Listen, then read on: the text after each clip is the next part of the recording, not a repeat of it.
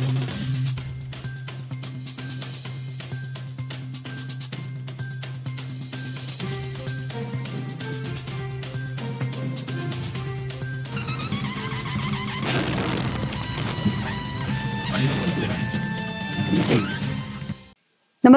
आपण पाहता Hirkani news. Hirkani news प्रत्येक क्षण ताज्या घडामोडी आणि महत्त्वाच्या प्रत्येक बातमीसाठी नेहमी तत्पर. पन्हाळा ते पावनखिंड पदभ्रमंतीत दुर्गवीरांची इतिहासाला मानवंदना. 75 दुर्गवीरांसह चिमुकल्यांचाही सहभाग. दुर्गवीर प्रतिष्ठानच्या वतीनं 1 ते 2 ऑगस्ट 2026 रोजी पन्हाळा ते पावनखिंड या ऐतिहासिक मार्गावर भव्य पदभ्रमंतीचं आयोजन करण्यात आलं. मुंबई, रत्नागिरी, सिंधुदुर्ग आणि कोल्हापूर येथील 75 दुर्गवीरांनी या 54 किलोमीटरच्या पदयात्रेत सहभाग घेत शिवराय, बाजीप्रभू देशपांडे आणि मावळ्यांच्या शौर्याला अभिवादन केलं.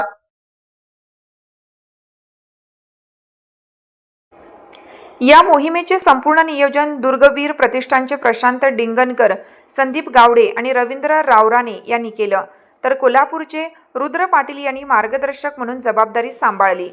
पदयात्रेदरम्यान महाराज आणि बाजीप्रभूंची अखेरची भेट ज्या परिसरात झाली त्या पवित्र भूमीला वंदन करत तसेच मावळ्यांच्या रक्ताने पावन झालेल्या गोटखिंडीचे दर्शन घेत सहभागी भाऊक झाले.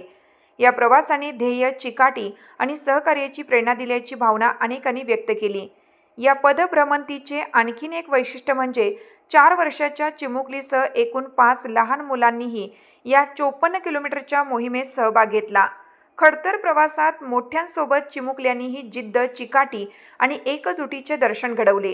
थकलेल्या सहाऱ्यांना आधार देत आणि एकमेकांचे मनोबल वाढवत सर्वांनी ही पदयात्रा यशस्वीरित्या पूर्ण केली.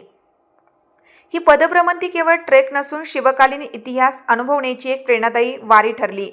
पन्हाळगडापासून पावनखिंडीपर्यंतचा खडतर प्रवास करताना सहभागी दुर्गवीरांनी शिवरायांचा पराक्रम, बाजीप्रभूंची निष्ठा आणि मावळ्यांचे अतुलनीय शौर्य अनुभवले.